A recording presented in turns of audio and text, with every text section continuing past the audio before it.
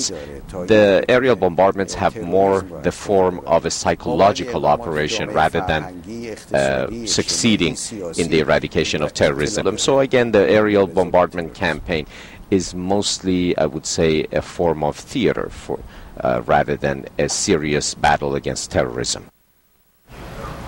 And joining us to share his experience is CNN military analyst Colonel Rick Francona, and from London, Lena Khatib of the Carnegie Middle East Center. Lena, we're going to start with you. You recently wrote an op-ed piece on CNN.com stating that airstrikes will not be effective.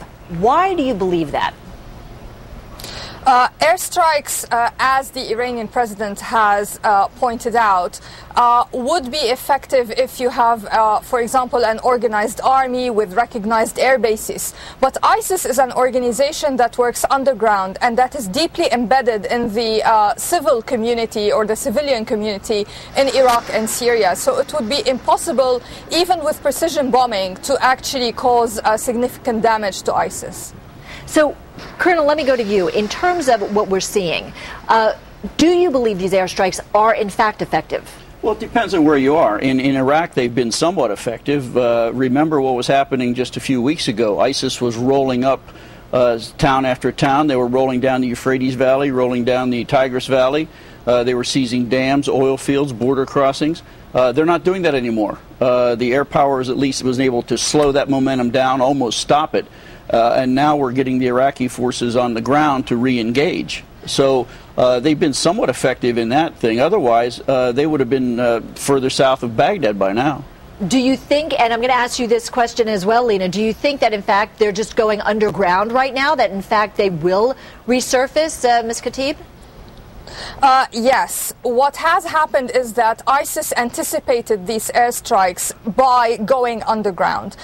They have evacuated whatever bases they had under their control, and they have hidden most of their leaders and their members. So in a way, we can see that this airstrike is actually part of the ISIS strategy because it wants a defensive war. All right, so Colonel, I see you're not particularly agreeing with that comment, but let me ask you about that. Look, the U.S. was so vocal in projecting and broadcasting what it was going to do. It said that it's building a coalition. It said we're going to do an airstrike. We're not going to do this by ourselves. And then all of a sudden, ISIS is watching. What's to say that they haven't gone so deep underground that they're simply waiting? That's the insurgent strategy. Well, of course. We announced this 2 weeks before we did anything, and we said we've talked about this. This is not anything revolutionary. We've been talking about this since the night the president announced that. We said ISIS is going to disperse, and they've done that. They've moved all their things out of their headquarters, but what's left, we're hitting. Okay. You can't not do anything. What's the solution? Not do airstrikes? You have to take what action you can, strike the forces you can find. We were able to help the Kurds retake the Mosul Dam. Correct. So this is a disruption. Do you see this, however, as a total sort of degradation, which is the objective of this entire coalition, which is to get rid of ISIS? Well, this is the first step. No one has said air power was going to be the magic bullet that was going to solve everything. Even Chairman Dempsey yesterday said that this is the air power is part of an overall plan. It needs to be boots on the ground. Everybody knows that. You've got to go in and root these guys out in any asymmetrical warfare. You've got to have troops that are trained to do this. And we're very good at this, but we're not going to do it. He wants other troops to do this. In Iraq, we know who that's going to be. It's going to be the Iraqi army. It's going to be the Peshmerga.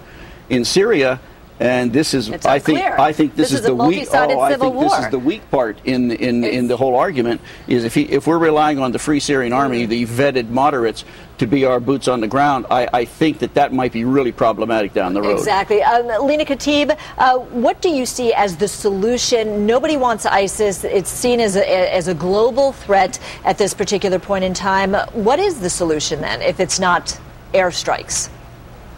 Airstrikes are very limited in what they can do. What we need to think about is a long-term strategy that goes beyond military action. What I mean is looking at why people in Syria and Iraq have affiliated themselves with ISIS in the first place.